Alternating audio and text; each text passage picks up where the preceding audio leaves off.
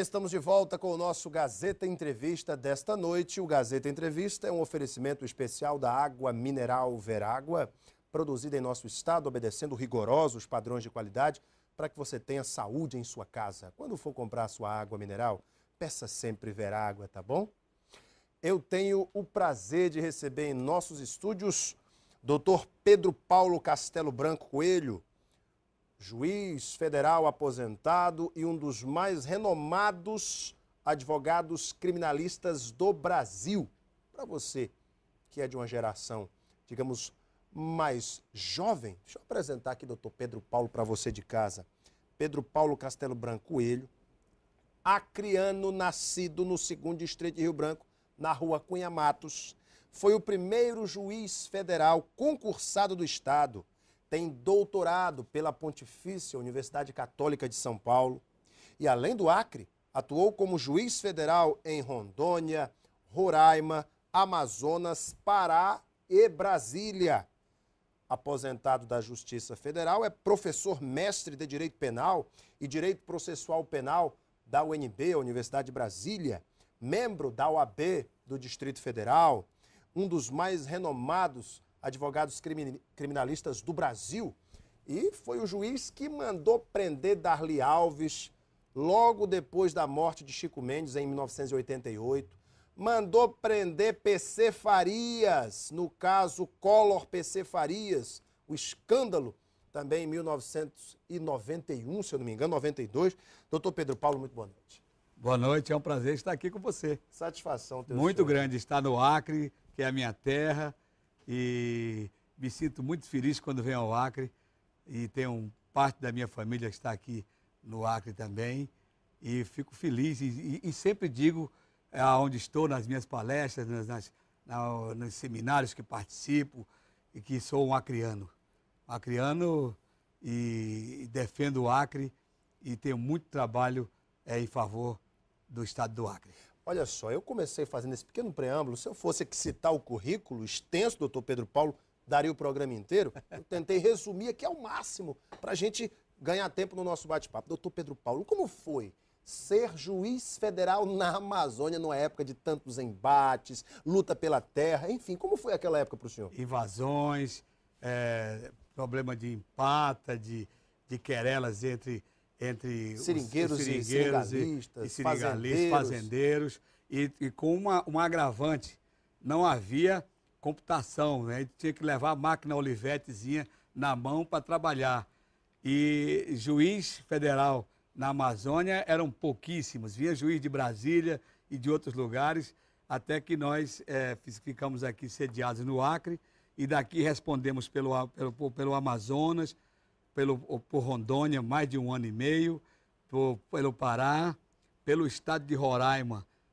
E além disso, ainda tínhamos a cátedra na Universidade Federal do Acre, que eu tive o prazer de lecionar por quase 18 anos. Aliás, o senhor foi professor de figuras ilustres. Daqui a pouco eu vou até contar uma história aqui de uma dessas figuras ilustres que me confessou aqui um fato interessante, um desejo muito seu. Grande.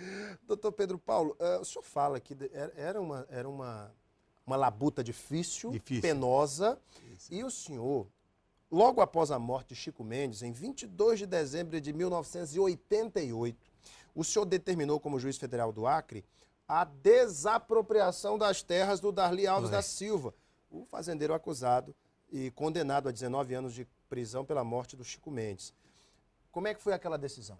A decisão foi num processo de desapropriação promovido pelo INCRA, né, que era o autor da ação de desapropriação. E eu me recordo de um momento em que 2 oficiais de justiça nossos saíram para emitir a união na posse, com mais um representante do INCRA, e em chegando lá não tiveram ambiente e ficaram receosos de emitir a união na posse, e aí nós tivemos que reforçar com o pessoal da Polícia Federal. Mas antes disso eu disse para os oficiais que eles estavam com receio. Não, doutor Pedro, eu não vou, não vou. O homem lá anda armado, lá tem isso, tem jagunço. Aquilo, tem jagunço. Eu digo, rapaz, vocês estão fazendo o quê? Pega o pessoal da Polícia Federal e vai lá. Os policiais militares com medo.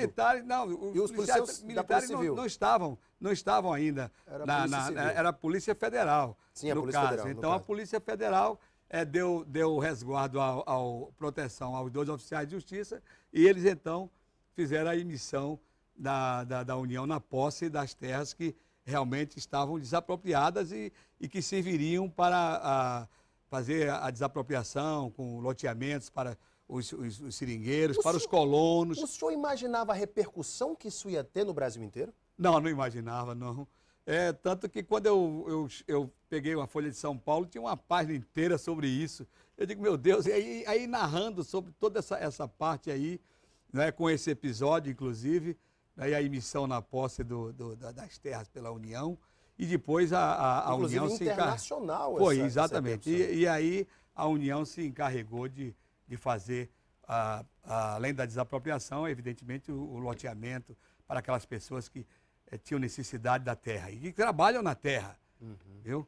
Ou seja, essas pessoas, porque nessa época... A luta de Chico Mendes acabou sendo válida por conta de uma decisão sua. Muito válida, muito válida. E ainda tem mais uma coisa, uma situação de que a Isamar está presente aí, aqui em Brasília, o senhor pediu a pensão aqui em Rio dela. Branco, a anistia do Chico Mendes foi feita pelo nosso escritório de advocacia. Aliás, não só a dela, como a do meu amigo também, prezado João Maia, deputado, que hoje está como assessor da reforma agrária. Então, nós temos o trabalho do Chico Mendes e temos também o do João Maia, que o filho está aí, o André Maia é testemunha disso, e a esposa do senhor João Maia também. Verdade, o senhor inclusive entrou na justiça para conseguir uma pensão para todas as duas famílias. Para as duas Exato, famílias. Verdade. Para as duas famílias, e conseguimos, e hoje estão, graças a Deus, e ao trabalho do escritório, recebendo a pensão normalmente, né? Era para termos vindo aqui no dia da concessão, fui convidado ainda pelo órgão do Ministério da Justiça, mas achei por bem não vir, porque tinha um aspecto político e eu não gosto muito de misturar as coisas. Não é. Política, cada qual no seu cada qual. Tá certo. Eu sou advogado, sou jurista, trabalho com isso. Política aos políticos. Mas por falar política aos políticos, um célebre aluno seu, doutor Roberto Moura, pouca gente sabe. Doutor Roberto Moura, diretor-presidente da TV Gazeta, Grupo Record, é também advogado. Isso. Foi seu aluno e ele me contou um segredo. O Roberto Moura tem um dado interessante. O Roberto Moura foi colega, era Edmundo Pinto, foi depois governador do Acre, né, meu amigo Edmundo Pinto, foi meu aluno. E no dia que tomou posse como governador, eu fui entrevistado pelo jornal da Gazeta e falei sobre o Edmundo Pinto. Foi um dos que expendeu sobre a pessoa, sobre o político e sobre o aluno. Olha só. O aluno Edmundo Pinto. Dessa turma, eu me lembro, tinha Maria Antônia, que era do Banco da Amazônia, tinha o Roberto Moura, tinha algumas que chegaram a promotora de justiça, e os juízes também, né? Desembargadores aqui dos tribunais, isso aqui no Acre, porque lá em Brasília eu tive já vários alunos que hoje são desembargadores, são procuradores da República e procuradores regionais da República, muitos alunos do delegado de Polícia Federal também, mas a turma do Roberto Moura me chamou a atenção por causa desse problema, que era uma turma excelente. Eu não sei se Samuel Evangelista, que é desembargador, também era dessa turma.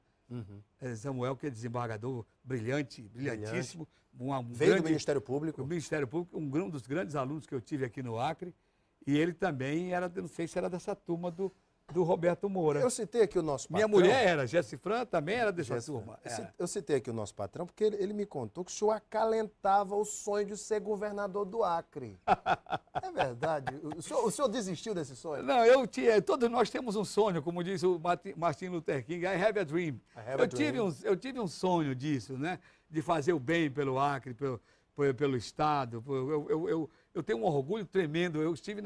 No dia que eu estive no aniversário do Chico Anísio, de 70 anos, lá no Rio de Janeiro. Eu fui um dos convidados, porque tinha um trabalho com o Chico, e me dava com o Chico Anísio. Né? E fui lá, eu tenho até um quadro no escritório, pintado pelo Chico Anísio. Um dos que sabe dessa história que eu sou era amigo do Chico, é o Klemer. O Klemer. O Klemer, que agora é candidato, a gente não pode nem falar nele aqui, senão vai dizer que é merchandising do meu amigo Klemer. Mas a gente falou muito, e nessa ocasião foi que eu encontrei Armando Nogueira.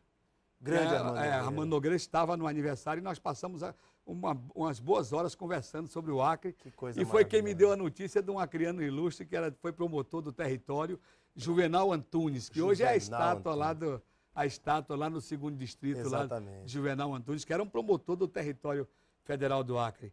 Voltando aí, são muitas histórias e a Tem gente muitas tem que histórias. aproveitar muito bem o tempo do Dr. Pedro Paulo. Por isso eu vou fazer 2 blocos com ele, tem assuntos muito bacanas. Demais. Mas voltando aos anos 90, que eu não posso deixar de tocar nesse assunto, o senhor foi o juiz federal naquele que julgou o escândalo do esquema Collor-PC.